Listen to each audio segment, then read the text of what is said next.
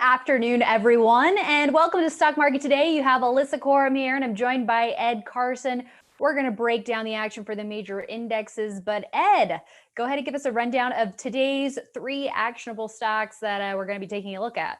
Yeah, we're going to take a look at Sprouts Farmers Market. We're also going to take a look at Ollie's Bargain Outlet, and as well as twister. and Franco-Nevada. Well, mind bender for me at this afternoon. Oh, there you go. All right, well, let's take a look at the major indexes now. We usually start off with a look at the NASDAQ. Today, we're mixing it up, checking in on the S&P 500. And as you can see here, the gains faded into the close. The S&P closing up only 0.2% for the day after being up much higher than that in the early going, while the Dow finished up 0.6% and the NASDAQ finished down 0.8%. So tech taking a little bit of a break here today, Ed, but we were seeing a little bit of this breakout here. Not too great seeing how we finished today. Not great, but for the week, all the major averages are up. In fact, the Nasdaq is still leading. I mean, it's only 2 days into the week, and so yeah, yesterday the Nasdaq rallied into the close. Today, the market sort of faded into the close. The Nasdaq was off, but the Nasdaq was getting close to these top of these short-term and long-term channel lines. So it's probably not a bad thing if we saw a little bit of a break. And it's nice to see that some real economy stocks, some retailers and some banks, some others doing relatively well. And that's why the S&P was up at all today. And so there was definitely some positives. All right, well, let's check in on some of those real economy stocks, starting off with a retailer in the supermarket area. We have Sprouts Farmers Market, SFM, with a nice breakout today, up over 7%, heavy volume here, breaking out of this cup with handle base. Now, this one was a little bit of a tricky one a couple weeks ago, clearing a downward sloping trend line here, but investors may have gotten shaken out of that. But that's one good thing about these cup with handles is those handles really do provide you those shakeouts. And we saw a very strong breakout here today with heavy volume to boot. Yeah, the volume was really impressive. And technically, I think leaderboard, we added this to leaderboard and we're calling it a double bottom with handle, but it doesn't really matter from the buy point perspective. It's still the same 26.61. Yeah, very strong volume. We saw some others in this field. Kroger at least try to break out. There have been some others sort of related that have sell a lot of groceries, Costco and Walmart and Target. They're doing reasonably well. The earnings have picked up. Everybody's been rushing to the stores, grocery stores, because they have to eat at home a lot more. So that's turned the fortunes around in the short run. I think one of the questions is, will it last? But it's probably going to last for a little while. I mean, it's nobody's dining in too many restaurants nowadays. So yeah, and we do have earnings next week. So something to keep in mind. It did finish today in that 5% buy zone. Yeah, and that's always we have to worry. Like nowadays, with almost every stock we're going to be talking about, it seems like earnings are coming up, and it's just something you have to be aware of. Are you going to build a big enough cushion, because this could easily fall very sharply on earnings? So you just have to be aware of that. Yeah, we'll have to see. But like you said, short-term trends in Sprouts' favor right now. Also, let's check in on another retailer in the discount group, and that is Ollie's Bargain Outlet, OLLI. And we're going to actually check in on a weekly chart of Ollie's. And as you can see here, rebounding off of this 10-week line this week. Now, this action comes after, look how many up weeks in a row that we saw off the bottom for Ollie's. Now, looking like it's consolidating some. By the end of the week, looks like it may have a flat base. But for now, for aggressive who like playing these rebounds off of the 10-week line, Ollie's providing that opportunity now. And that is, and you can see it really fell incredibly sharply. Like it looks like a 70% decline or so from the peak. So that's hard to deal with, and it would have been hard to buy, and then it just ran straight up. And now here's an opportunity perhaps to buy off the rebound, or maybe with a flat base.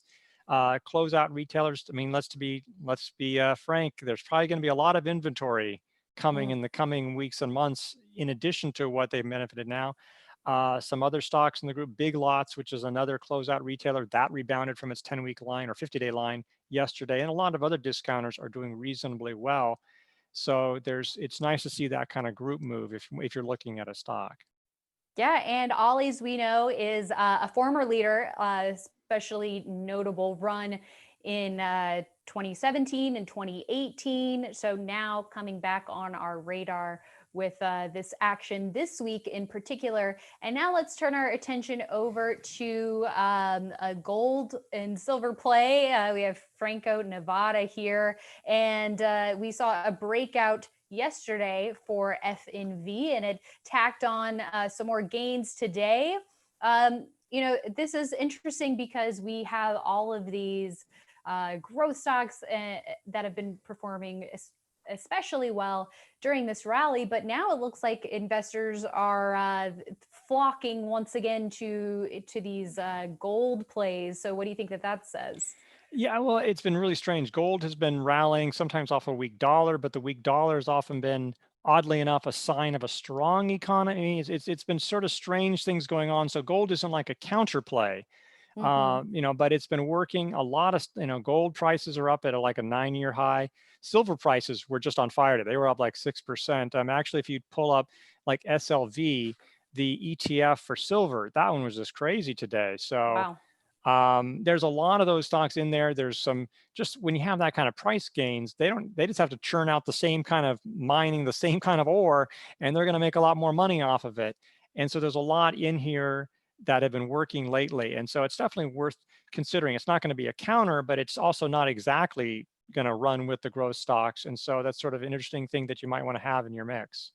Yeah. And once again, this is in the 5% buy zone. We definitely don't want to be chasing stocks. But one thing's for sure, if investors did act on this out of this breakout here in April, it was hard to hold on to with it falling below that 50-day line. So investors who weren't able to hold on to those shares, maybe this is an opportunity here to get back in.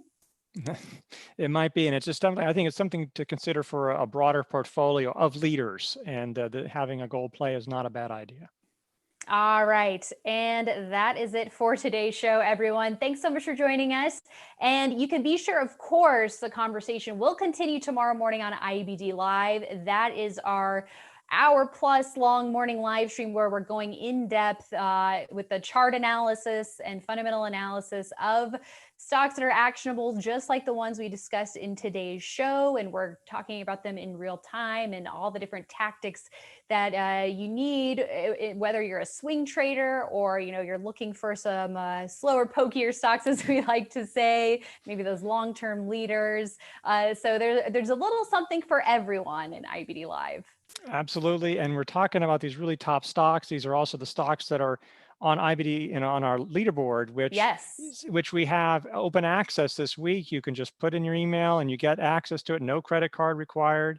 And it's just a great opportunity to see, like, what are the stocks that we're suggesting. We basically hand selected stocks, and the performance of that portfolio has been really strong this year for IBD.